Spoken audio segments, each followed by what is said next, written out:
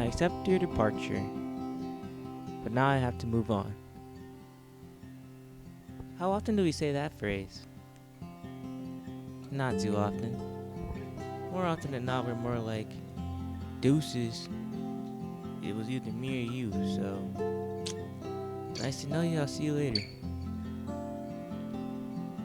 And that's mostly when it comes to friends. Or we either blame ourselves and we hold on to that, oh, they left me because this, they left me because that. Or maybe it's they against you, or it's you against you. I accept your departure, but now I must move on. Not a lot of us are exactly ready to move on, especially in relationships. But today I just want to talk about the past. A lot of us hold on to the past like it's a plague. We don't want to let it go because it had an impact on our lives. And it's supposed to have an impact on our lives. Some of us have good past, some of us have bad past. But if we live in the past, we're just repeating the same moments over and over and over again. Take pain, for example. A lot of us remember our pain more than remember our happy moments.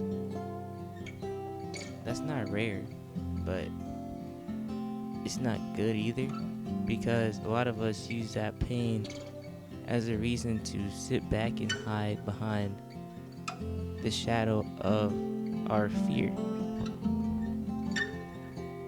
We aren't ready to move on and take that experience and grow from it because we've allowed it to grow chains around our hearts.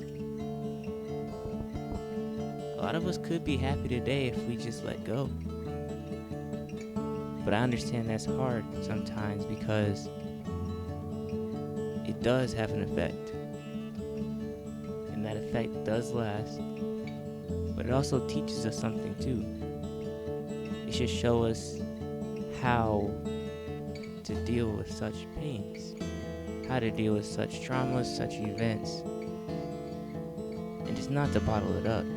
Because I've found that the more that you bottle something up, the easier it comes back and forth and back and forth and back and forth inside your head.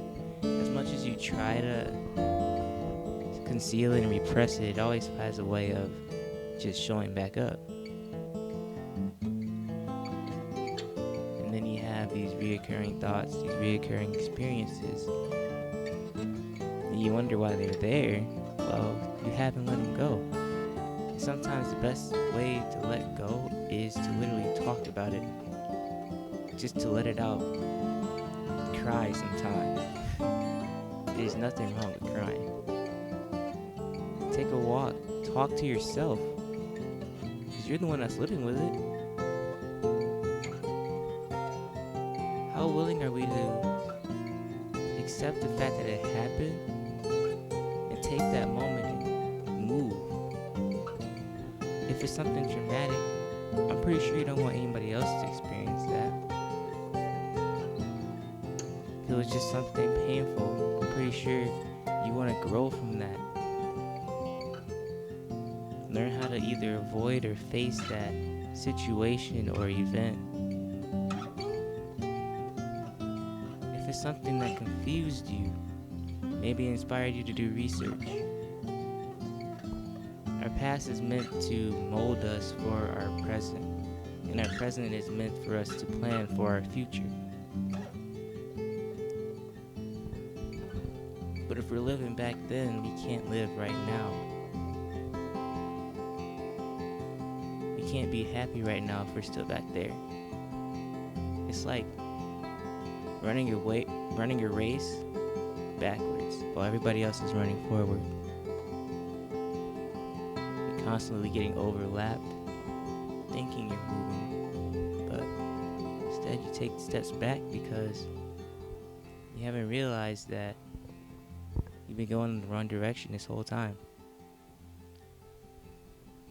I found personally that the past is to push us towards our future. It's meant to teach us something, like failure. persistence, perseverance, understanding, forgiveness. Just essential things in life that some of us try to avoid because we might be afraid to face the fact that it's already happened and you can't change it. That's why you have to accept the fact that it's leaving, accept their departure, and move on. It's like taking a hike with two different roads. You're trying to move one way, and they have to go the other way. You will lose friends. You will lose family. You will lose the idea you used to have of yourself at one point in life. You will be confused. You will be lost at one point. You will be afraid. You will be nervous. But once that's gone, don't try to go back and bring it into your life again. Because some of us self-sabotage without even realizing it. We worry because we think the past will repeat itself, but the only way to do that is if we move backwards towards that solution. The only time you really want to go back and really fix something is if A, it's a project or it's a relationship that you thought is worth salvaging. Sometimes you just need to go back to forgive yourself or to forgive somebody else. But forgiveness is a way of moving on, moving forward, because it's a way of letting go of a certain feeling, vibe, or experience in a healthy way. Fighting's not going to do it. Hating's not going to do it. Speaking down on somebody else you don't even know anymore because they might have left. It's not worth it. It's not worth stressing out about. It's not worth the energy. Just gotta move on.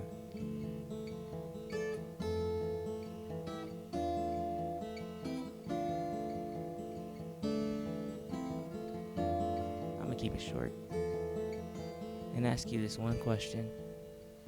What are you still holding on to that's keeping you from moving forward? And once you figure that out, say bye-bye, bye-bye, start moving forward. Because what's waiting for you up ahead is much prettier than what's waiting for you back there. This is Shout Out Talk episode number 2. It's a little bit weirder than the first one. Might have been all over the place, my bad. But I just went with the flow. Shout Out Talk number 2. My name's Emmanuel Wallace. Thank you.